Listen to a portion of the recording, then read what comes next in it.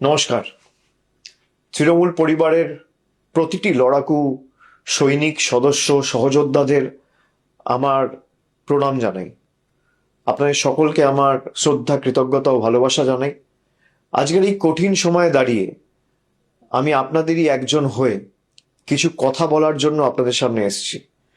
বাংলার এই মাটি বরাবরই আন্দোলন, বিপ্লব এবং সংগ্রামের মাটি। এই মাটি প্রতিবাদের মাটি।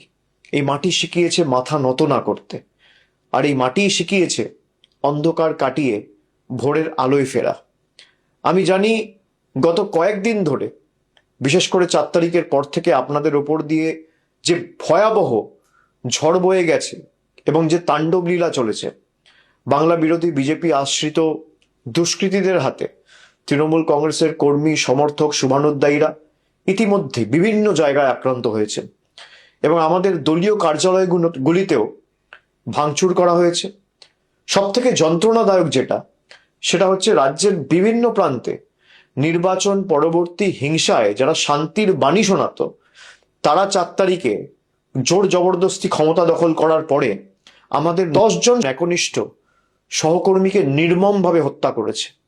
এন্টালির তাপস নস্কর, নানুর বিধানসভার আবির শেখ, বেলেঘাটার বিশ্বজিৎ পটনায়ক, পূর্বস্থলী দক্ষিণের পিঙ্কু দেবনাথ, কুলপির মিঠুন সামন্ত, গোঘাটের সহদেব বাগ বা নারায়ণগড়ের বীরেন পাত্র বা সপ্তগ্রামের সোমনাথ ভট্টাচার্য এবং চাকদাহের তপন শিকদার, প্রায় 10 জন সহকর্মীদের আমাদের থেকে কেড়ে নিয়েছে, নির্মমভাবে হত্যা করেছে এই ভারতীয় জনতা পার্টির হাড়মাত জল্লাদরা। আমি তাদের বিদেহী আত্মার চিরশান্তি কামনা করি। তাদের শোক সন্তপ্ত পরিবার পরিজন এবং শুভাকাঙ্ক্ষীদের প্রতি আন্তরিক সমবেদনা জানাচ্ছি। তাদের এই অকাল প্রয়াণে কেবল শুধুমাত্র দলের ক্ষতি নয়, আমাদের সকলের ব্যক্তিগতভাবেও অপূরণীয় ক্ষতি বা ব্যক্তিগত শোক। দল সর্বদা তাদের পরিবারের পাশে থাকবে এবং যতদিন আমরা রয়েছি তাদের পরিবারের দায়িত্ব তৃণমূল কংগ্রেস পরিবার নেবে। কেন এই আক্রমণ কখনো ভেবে দেখেছেন? কেন এই হিংসা? কেন এই লুটপাট? কেন এই গুন্ডামি? কেন এই ভাঙচুর? তার কারণ বিজেপি খুব ভালো করে জানে বাংলার মানুষের এবং আপনাদের শক্তি কতটা। যারা কাপুরুষের মতো অন্ধকারে হামলা চালায়, তারা আসলে আপনাদের সাহসের মোকাবিলা করতে ভয় পায়। তার কারণ তারা জানে যে তারা লুটপাট করে ক্ষমতায় এসছে। জয় বা পরাজয় সমাজের যে কোনো বা রাজনীতির যে কোনো রাজ্য রাজনীতির অঙ্গ বা দেশের রাজনীতির অঙ্গ। কিন্তু জয়ী হওয়ার পর প্রতিহিংসা পরায়ণ হয়ে ওঠা আসলে চারিত্রিক দুর্বলতা নয় কি? আমি মনে করি এটা তাদের চারিত্রিক দুর্বলতার বহিঃপ্রকাশ। এই যে 10 জন প্রাণ হারালেন, তাদের রক্ত বৃথা যেতে দেওয়া যাবে না। তাদের আত্মত্যাগ আমাদের পিছু হাঁটার কারণ হতে পারে না, বরং তাদের দেখা স্বপ্নগুলি পূরণ করাই হবে আমাদের অন্যতম দায়িত্ব এবং আগামী দিনের শপথ। মনে রাখবেন, তৃণমূল কংগ্রেস এমন একটা দল যার জন্ম হয়েছে রাজপথের ধুলোয়, আন্দোলনের মাধ্যমে, লড়াইয়ের ময়দানে, হার না মানা মানসিকতার মধ্যে দিয়ে। মনে পড়ে সিঙ্গুর নন্দীগ্রামের সেই দিনগুলি, যখন চারিদিকে ছিল শুধু বারুদের গন্ধ আর সিপিএম এর হাড়মাত বাহিনীর লাঠির আস্ফালন। তখন কি আমরা কেউ মাথা নত করেছিলাম? ভয় পেয়েছিলাম? দমাতে পেরেছিল তৃণমূলকে? উত্তর হচ্ছে না। আমরা সেদিনে বুক চিতিয়ে দাঁড়িয়েছিলাম বলেই আজকে বাংলার মানুষ আমাদের সুযোগ দিয়েছিল 2011 সালে, এবং আমরা বাংলার মানুষের হৃদয়ে জায়গা করে নিয়েছিলাম। আজকের ওই প্রতিকূল পরিস্থিতিতে অন্য কিছু নয় বা নতুন কিছু নয়, এ হলো এক অগ্নি পরীক্ষা। সোনা যেমন আগুনে পুড়ে খাঁটি হয়, আমাদের সংগঠনকেও, তৃণমূলের সর্বস্তরের সৈনিকদেরকেও এই অগ্নি পরীক্ষার মধ্যে দিয়ে আরো শক্তিশালী হয়ে উঠতে হবে। আপনারা সকলে জানেন 2014 লোকসভা নির্বাচনে আমরা 34টি আসন পেয়েছিলাম। পরবর্তীকালে 19-এর নির্বাচনে লোকসভার ভোটে আমাদের ফলাফল প্রত্যাশিত না হলেও আমরা 22টি আসনে জয়যুক্ত হয়েছিলাম। তারপরের যে নির্বাচন 2024 সালে, সেখানে আমরা প্রায় 29টি আসন পেয়েছিলাম। দলের কাজ এবং আপনাদের পরিশ্রমে পুনরায় আমরা হারা আসনগুলো পুনরুদ্ধার করতে পেরেছি। 2021 সালে পশ্চিমবঙ্গ বিধানসভা নির্বাচনে আমরা প্রায় 215টি আসনে জয়যুক্ত করে হয়েছিলাম বা জয়লাভ করেছিলাম। মানুষ গণতান্ত্রিক রায় দিয়ে তৃণমূল কংগ্রেসের প্রার্থীদের সর্বত্র জিতিয়েছিল। এবং আমি বিশ্বাস করি যেভাবে এই লুট করা দেখেছি, এই নির্বাচনে বিজেপি কাউন্টিং এর দিনে যেভাবে লুট হয়েছে, আমরা বিশ্বাস করি যে এই রায় মানুষের রায় হতে পারে না। মানুষ আমাদের যা রায় দেবে আমরা মাথা পেতে নেবো, আমাদের কোনো অসুবিধা নেই। সে 80 হতে পারে, সে 8 হতে পারে, সে 10 হতে পারে, সে 50 হতে পারে, সে 100 হতে পারে, সে 200 হতে পারে। কিন্তু 100-র বেশি আসনে কাউন্টিং এর দিন যেভাবে একতরফা লুট করেছে কেন্দ্রীয় বাহিনীকে ব্যবহার করে, আমরা নিশ্চিতভাবে আগামী দিন বিচার ব্যবস্থার কাছে বিচার চাইব। আমরা ইতিমধ্যে দাবি করেছি কাউন্টিং সেন্টারগুলোর ফুটেজ রিলিজ করা হোক। বিভিন্ন জায়গায় আমাদের কাছে কাউন্টিং এর দিন যত কন্টেস্টিং ক্যান্ডিডেট রয়েছে তারা আমাকে যখন ফোনে জানাচ্ছিল যেই ভোটে ইভিএম হয়েছে আর কাউন্টিং টেবিলে যে ইভিএম আনা হয়েছে, দুটো সিরিয়াল নাম্বার ম্যাচ করছে না। যখন রিটার্নিং অফিসারকে বলা হচ্ছে, রিটার্নিং অফিসারের কাছে কোনো উত্তর নেই, তখন কেন্দ্রীয় বাহিনীকে ডেকে তৃণমূলের এজেন্টদের মেরে বের করে দেওয়া হচ্ছে, তৃণমূলের ইলেকশন এজেন্টের কার্ড ছিঁড়ে দেওয়া হচ্ছে, কন্টেস্টিং ক্যান্ডিডেটদের কার্ড ছিঁড়ে দেওয়া হচ্ছে, কাউন্টিং হল থেকে বার করে দেওয়া হচ্ছে। যারা লুট করে ক্ষমতায় এসছে, যারা মানুষের ম্যান্ডেটকে ম্যানিপুলেট করে ক্ষমতায় এসছে, তারা ক্ষমতায় বেশি দিন টিকবে না। আমি বিশ্বাস করি সত্যিটা মানুষের কাছে যথা সময়ে উন্মোচিত হবে এবং সঠিক তথ্যটা মানুষের কাছে উপস্থাপিত হবে।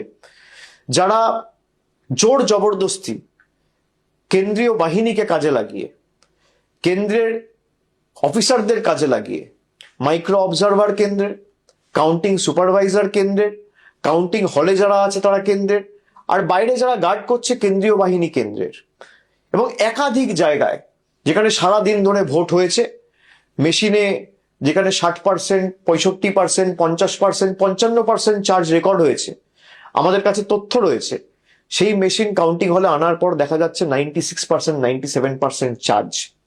আমি তৃণমূল কর্মীদের বলবো, এর জবাব মানুষ আগামী দিন দেবে, ভরসা রাখুন মানুষের উপর।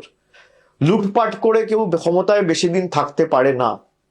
যারা রাষ্ট্রশক্তিকে ব্যবহার করে, পুরো দেশের এজেন্সিদের ব্যবহার করে বাংলায় লুট চালিয়েছে, যেদিনকে কেন্দ্র সরকার ক্ষমতা থেকে যাবে বা যেদিনকে এদের লোকসভা ভোটে পরাজয় হবে, সেদিনকে বাংলার গদিটাও মানুষের রায়ে এক রাতে চলে যাবে, এই বিশ্বাস আমি রাখি।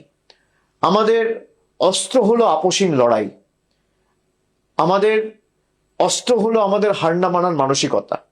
এই একতাই আমাদের সব থেকে বড় ঢাল। আমি আপনাদের সকলকে অনুরোধ করছি, একে অপরের হাত শক্ত করুন। বাংলার মানুষ জানেন তৃণমূল কংগ্রেসের কর্মীরাই তাদের একনিষ্ঠ কর্মী এবং তাদের বিপদে আপদে প্রকৃত বন্ধু। আপনারা আবার মাঠে নামুন। আমাদের যে পার্টি অফিসগুলো জোর জবরদস্তি ভেঙে দেওয়া হয়েছে, সেই পার্টি অফিসগুলো পুনরুদ্ধার করুন। হাইকোর্টে ইতিমধ্যেই মামলা দায়ের হয়েছে, আপনারা জানেন, এবং সেখানে যে পিটিশন ফাইল হয়েছে, আজকে হাইকোর্ট মহামান্য বিচারপতিরা তারা রায় দিয়েছে যে যারা ঘরবাড়ি ছাড়া, যাদের দোকানে ভাঙচুর হয়েছে, যাদের বাড়িতে হামলা হয়েছে, যারা এলাকা ছাড়া, ঘর ছাড়া, গ্রাম ছাড়া, পাড়া ছাড়া, তাদের সবাইকে আগামী দিন প্রশাসনকে বাড়িতে ফেরাতে হবে। আমি প্রত্যেকটা তৃণমূল কংগ্রেস ব্লক এবং জেলা নেতৃত্ব এবং অঞ্চল নেতৃত্বর কাছে অনুরোধ করব যে আপনারা ধরে ধরে যারা এলাকা ছাড়া তাদের বাড়ি ফেরার ব্যবস্থা করুন। কোথাও যদি কোনো প্রশাসনের আধিকারিকরা আপনাদের সাথে সহযোগিতা না করে, আমাদের সরাসরি জানান, আমরা তাদের বিরুদ্ধে কন্টেম্প্ট মুভ করব। হাইকোর্টের অর্ডার যে যারা ঘর বাড়ি ছাড়া, তাদের দল না দেখে, রং না দেখে, জাতি, দল, ধর্ম, বর্ণ নির্বিশেষে তাদের বাড়িতে, দোকানে এবং নিজেদের গন্তব্যস্থলে, নিজেদের জায়গায় তাদের ফেরাতে হবে। আমি সকলকে অনুরোধ করব যে যারা বাড়ি ছাড়া রয়েছেন, ব্লক এবং জেলা নেতৃত্ব যেখানে আমাদের প্রতিনিধিরা আছে, এমএলএ এমপিদের সাথে যোগাযোগ করুন। পঞ্চায়েত স্তরের নেতৃত্ব যারা আছে তাদের সাথে যোগাযোগ করুন। আর যেখানে সমস্যা হবে আমাকে সরাসরি জানান। ফেসবুকের মাধ্যমেও আপনারা জানাতে পারেন, এখানে আপনারা কমেন্টের মাধ্যমেও জানাতে পারেন বা মেসেজ করেও জানাতে পারেন। আমাদের দলের তরফ থেকে যতটা আইনি সাহায্য সহযোগিতা করা যায় আমি নিশ্চিতভাবে প্রত্যেকটা তৃণমূল কর্মীর পাশে দাঁড়াবো, যাতে যত দ্রুত সম্ভব আপনারা আপনাদের বাড়িতে, এলাকায়, গ্রামে ফিরতে পারেন। দলীয় সভাগুলিতে একজোট হয়ে আমাদের আগামী দিন কাজ করতে হবে।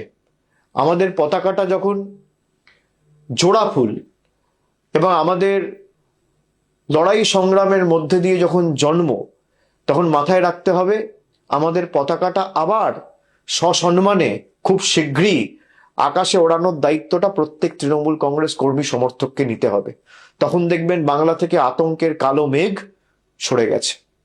জেলা সভাপতি ও জেলা নেতৃত্বদের নিয়ে মিটিং, সভার আয়োজন আপনারা করুন, কিন্তু সেখানে কেউ কোনো উস্কানিমূলক কথা বলবেন না, এটা আমাদের কৃষ্টি সংস্কৃতি নয়।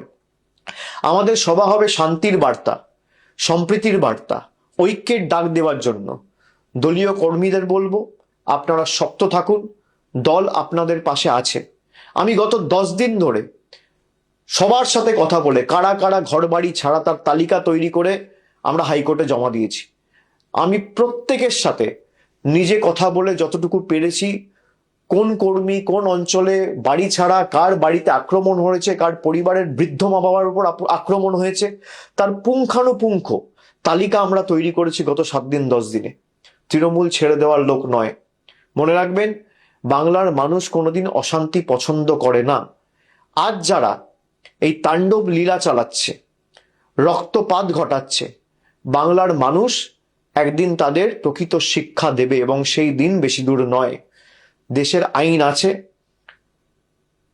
বিচার ব্যবস্থার উপর আমাদের আস্থা আছে, সেখানে আমরা লড়বো। যেমন আজকে হাইকোর্টে লড়েছি, আমরা জেলায় জেলায় আলাদা করে প্রত্যেকটা জেলার জন্য লিগ্যাল টিম গঠন করেছি। আপনাদের আইনি সহায়তা করবে এই টিম। যেখানে যে কর্মী ঘর বাড়ি ছাড়া, জেলা সভাপতিকে, এমপিকে বা সরাসরি আমাকে জানান, কিন্তু রাজনীতির লড়াইটা লড়তে হবে ময়দানে। দলীয় কার্যালয়গুলো পুনরুদ্ধার করতে হবে, সেখানে বসতে হবে, মানুষের পাশে দাঁড়াতে হবে, এবং নতুন করে দলীয় কার্যালয়গুলো খুলে মানুষের পাশে দাঁড়িয়ে আমাদের কর্মসূচি হাতে নিতে হবে। সকল কর্মী সমর্থকদের একজোট করে আপনারা ব্লকে, টাউনে, বিভিন্ন এলাকায়, বিধানসভায় বিজেপির সন্ত্রাসের বিরুদ্ধে আগামী 2-4 দিনের মধ্যে থানায় একটা ইন্টিমেশন জমা দিয়ে প্রতিবাদ মিছিল করুন। আমাদের নেত্রী মমতা বন্দ্যোপাধ্যায় সব সময় একটা কথা বলেন, বিপদের দিনে যে আগে বুক পেতে দাঁড়ায় সেই তো দলের প্রকৃত সৈনিক বা আসল যোদ্ধা। আপনারা সেই যোদ্ধার এবং সেই তৃণমূল দলের সদস্য। আজ যদি আমরা পিছিয়ে যাই বা এক পা পিছপা হই, তবে আমাদের সেই শহীদ ভাইদের আত্মা কোনোদিন শান্তি পাবে না, এবং তাদের এই অকাল প্রাণ যেভাবে বিজেপি কেড়ে নিয়েছে, তাদের জীবন আমরা বৃথা যেতে দেবো না। তারা যে স্বপ্ন দেখেছিলেন একটি সুন্দর, শান্ত এবং সম্প্রীতির বাংলার, সেই স্বপ্নের দায়িত্ব আজকে আমাদের সকলের কাঁধে, আপনাদের কাঁধে। আমরা শীঘ্রই আবার এই বাংলায়, মামাটি মানুষের বাংলায় সত্যি যেদিনকে উন্মোচিত হবে, মানুষ বুঝতে পারবে এবং তৃণমূলই থাকবে। কোনো শক্তি তৃণমূলকে এই গণজোয়ারে রোধ করতে পারবে না। যারা আজ আস্ফালন করছে তাদের মনে রাখা উচিত, গীতায় বাণী রয়েছে, অধর্মের আয়ু বেশি দিন নয়, সত্য আর ন্যায়ের জয় হবেই হবে। আসুন আজ থেকে আমরা শপথ নিই, আমরা লড়াইয়ের ময়দান থেকে পিছুপা হব না। আমরা মাথা উঁচু করে চলব, মানুষের জন্য কাজ করব, মানুষের জন্য লড়ব, বাংলার ঐতিহ্য, সংস্কৃতি এবং কৃষ্টিকে রক্ষা করব, এবং তৃণমূলের প্রত্যেকটি দলীয় কার্যালয় থেকে স্লোগান ওঠাবো, জয় বাংলা গর্বের সাথে বলবো। অন্ধকার যত গভীর হয়, সূর্যোদয় ততটাই নিকটবর্তী হয়। বাংলার বুক থেকে এই অশুভ শক্তিকে দূর করে আমাদের আবার পথে নামতেই হবে সকলকে।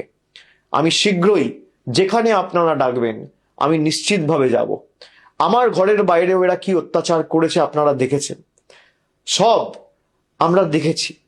বিজেপির আসল স্বরূপ আমরা দেখেছি।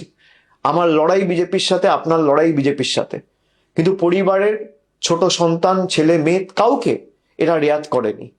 এই কৃষ্টি, এই সংস্কৃতি কোনোদিন বাংলার মানুষ দেখেনি।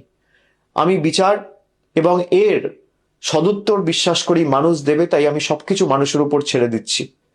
মনে রাখবেন, আমরা সেই দলের কর্মী যারা মৃত্যুকে চোখের সামনে দেখেও কোনোদিন পিছু পা হতে শেখেনি। এই সাময়িক বাধা আমাদের অগ্রযাত্রাকে বা আমাদের লড়াইয়ের মানসিকতাকে স্তব্ধ করতে পারবে না।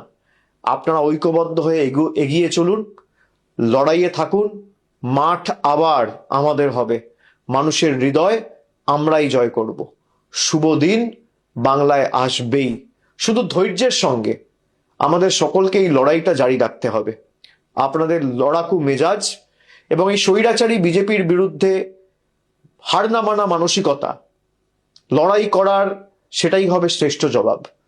আমি সকলকে অনুরোধ করব যে আপনারা আস্তে আস্তে তৃণমূলের পার্টি অফিসগুলো খুলবেন, বসবেন।